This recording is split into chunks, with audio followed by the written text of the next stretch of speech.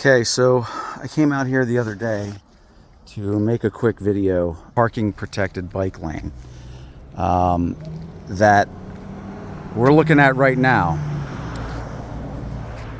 And I wasn't really crazy about the video, so I thought I'd make a new one. But here we go.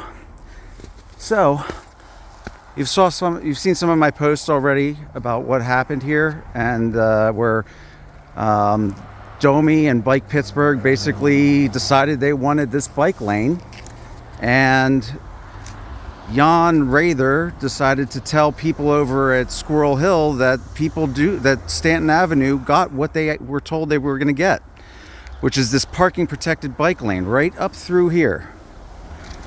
All right, so what happens? There's a meeting, and the city now officially knows, if they didn't know before because they never did any demographic searching, they now know that this is covered with, there's many disabled and elderly people up and down this street. All right, so what Bike Pittsburgh and Jan Rather decide is that the citizens are going to clean it. So they're going to have people just come out here and clean this. This is a week after the big snow. So what do? Deb Gross, hey, do you know what they did? They gave them salt boxes and said, here,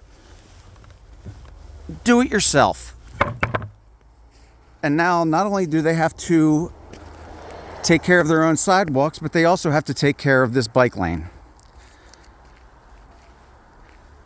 Well, I also had a thing that happened during this meeting where Jan Rather told Bike Pittsburgh that he's been in constant communication with the people over here, when he called once after I started putting the board members of Bike Pittsburgh on blast. So what I'm doing now is I'm calling for you, the city of Pittsburgh, to come out here and clean what you can't maintain. So if that means you have to come out here and shovel it by hand, then you shovel it by hand. You're the ones that installed it. It's not the citizens' responsibility to make a clear path because you can't maintain it. You didn't even install this with regulated dimensions. So the distance between the curb and this bump out right here should be over 6 foot. It's like 5 foot 3 inches. All right, and if you're going to have something that comes in here and encroaches even further than that minimum required distance, then you have at least 3 feet for the door.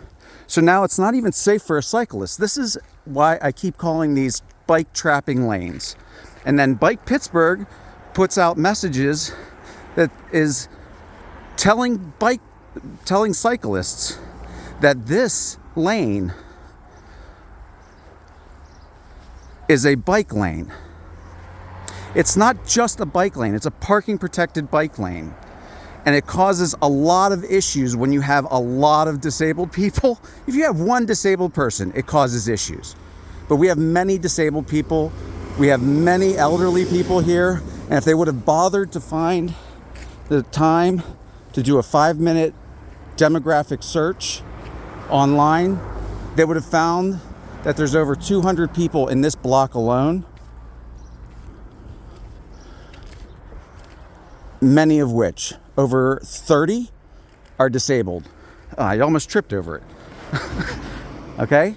So here I am again, telling you, Bike Pittsburgh, telling you, DOMI, to get out here and shovel it, because this is your fault. This is you guys who decided to talk over the residents and put in whatever you wanted to put in.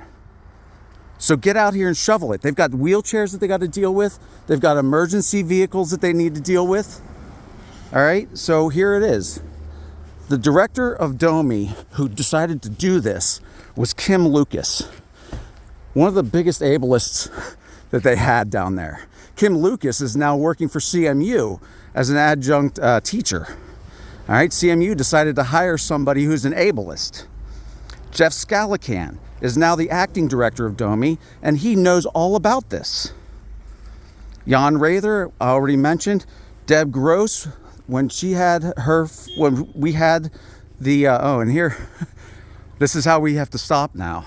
Everybody just lines up so that they can drop people off. Because there's literally nowhere, oh, this is awesome. This is what happens. You have over 200 people. This block alone is more densely packed than the downtown of Pittsburgh. Deb Gross and Kari Mosley.